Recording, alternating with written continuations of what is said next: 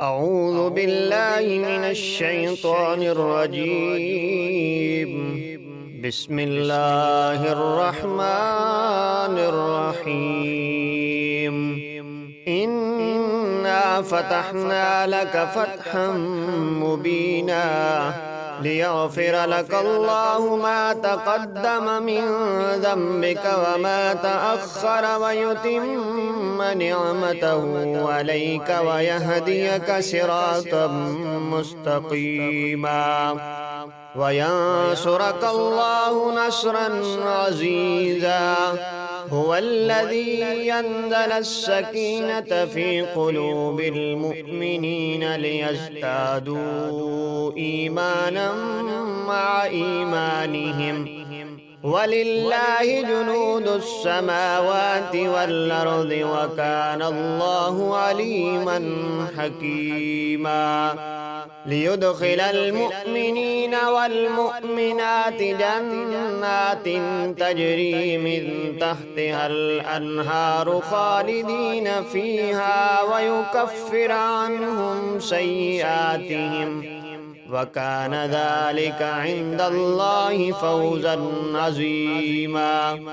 ويعذب المنافقين والمنافقات والمشركين والمشركات الظانين بالله ظن السوء عليهم دائرة السوء وغضب الله عليهم ولعنهم وأعد لهم جهنم وساءت مصيرا. ولله جنود السماوات والأرض وكان الله عزيزا حكيما. إنا أرسلناك شاهدا ومبشرا ونذيرا لتؤمنوا بالله ورسوله وتعزروه وتوقروه وتسبحوه بكرة وأصيلا. إن الذين يبايعونك إنما يبايعون الله يد الله فوق أيديهم فمن نكث فإنما ينكث على نفسه ومن أوفى بما عاهد عليه الله فسيؤتيه أجرا عظيما. سيقول لك المخلفون من الأعراب شغلتنا أموالنا وأهلنا فاستغفر لنا يقولون بألسنتهم ما ليس في قلوبهم قل فمن يملك لكم من الله شيئا إن أراد بكم ضرا أو أراد بكم نفعا بل كان الله بما تعملون خبيرا. بل ظننتم أن لن ينقلب الرسول والمؤمنون إلى أهليهم أبدا وزين ذلك في قلوبكم وظننتم ظن السوء وكنتم قوما بورا. ومن لم يؤمن بالله ورسوله فإنا أعتدنا للكافرين سعيرا. ولله ملك السماوات والأرض يغفر لمن يشاء ويعذب من يشاء وكان الله غفورا رحيما. سيقول المخلفون إذا انطلقتم إلى مغانم لتأخذوها ذرونا نتبعكم يريدون أن يبدلوا كلام الله قل لن تتبعونا كذلكم قال الله من قبل فسيقولون بل تحسدوننا بل كانوا لا يفقهون إلا قليلا. قل للمخلفين من الأعراب ستدعون إلى قوم أولي بأس شديد تقاتلونهم أو يسلمون فإن تطيعوا يؤتكم الله أجرا حسنا وإن تتولوا كما توليتم من قبل يعذبكم عذابا أليما ليس على الأعمى حرج ولا على الأعرج حرج ولا على المريض حرج ومن يطع الله ورسوله يدخله جنات تجري من تحتها الأنهار ومن يتولى يعذبه عذابا أليما لقد رضي الله على المؤمنين إذ يبايعونك تحت الشجرة فعلم ما في قلوبهم فأنزل السكينة عليهم وأثابهم فتحا قريبا ومغانم كثيرة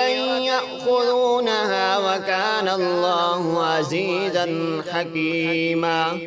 وعدكم الله مغانم كثيرة تأخذونها فعجل لكم هذه وكف أيدي الناس عنكم ولتكون آية للمؤمنين ويهديكم صراطا مستقيما وأخرى لم تقدروا عليها قد أحاط الله بها وكان الله على كل شيء قديرا ولو قاتلكم الذين كفروا لولوا الأدبار ثم لا يجدون وليا ولا نصيرا ولو قاتلكم الذين كفروا لولوا الأدبار ثم لا يجدون وليا ولا نصيرا سنة الله التي قد خلت من قبل ولن تجد لسنة الله تبديلا وهو الذي كف أيديهم عنكم وأيديكم عنهم ببطن مكة من بعد أن نزفركم عليهم وكان الله بما تعملون بصيرا هم الذين كفروا وسدوكم عن المسجد الحرام والهدي معكوفا أن يبلغ محله ولولا رجال مؤمنون ونساء مؤمنات لم تعلموهم أن تطؤوهم فتصيبكم منهم معرة بغير علم ليدخل الله في رحمته من يشاء لو تزيلوا لعذبنا الذين كفروا منهم عذابا أليما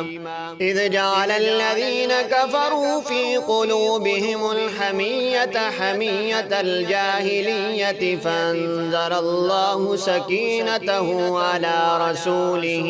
وعلى المؤمنين وألزمهم كلمة التقوى وكانوا أحق بها وأهلها وكان الله بكل شيء عليما لقد صدق الله رسوله الرؤيا بالحق لتدخلن المسجد الحرام إن شاء الله آمنين محلقين رؤوسكم ومقصرين لا تخافون فعلم ما لم تعلموا فجعل من دون ذلك فتحا قريبا هو الذي يرسل رسوله بالهدى ودين الحق ليظهره على الدين كله وكفى بالله شهيدا محمد رسول الله والذين معه أشداء على الكفار رحماء بينهم تراهم ركعا سجدا يبتغون فضلا من الله ورضوانا